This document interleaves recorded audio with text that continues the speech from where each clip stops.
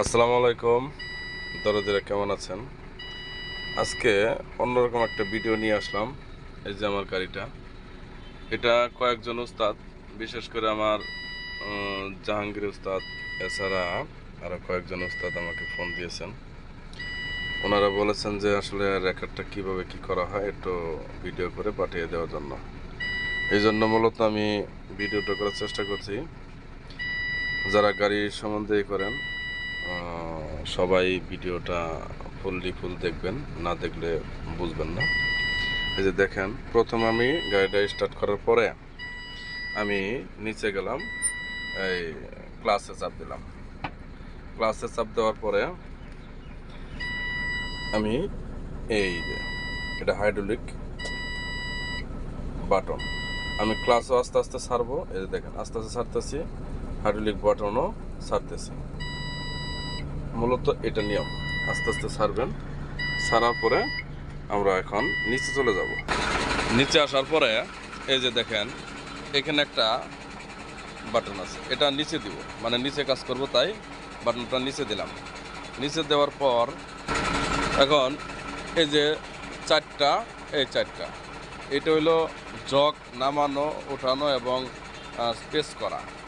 এখানে দেখেন এই যে একটা, এই যে দেখেন, এটা চাপ দিছি, চলে আসছে। এই যে এরপর আমি, আর এটা হলো ওই পাশেরটা, ওই পাশেরটা দেখাইলাম না, এটা হলো এই পাশে, দেখেন এই যে, এই যে আসছে। এরপরে এই বাটনটা হলো ওই পাশে সামনে। আরেকটা জিনিস আপনাদেরকে দেখাচ্ছি, এই যে একটা বাটন, এই যে একটা বাটন, এটা দেখেন নিচে নামছে, নামছে, এই যে বাটন। হ্যাঁ, এরপরে এটা হলো ওই পাশে বাটন। এরপরে এই যে এই বাটনটা, এটা চাপ দিলাম, প্রেস করলাম, এই যে দেখেন এটা নিচে নামতেছে। সেম এই বাটনটা ওই পাশে কাজ। এখন এই কাজগুলি শেষ।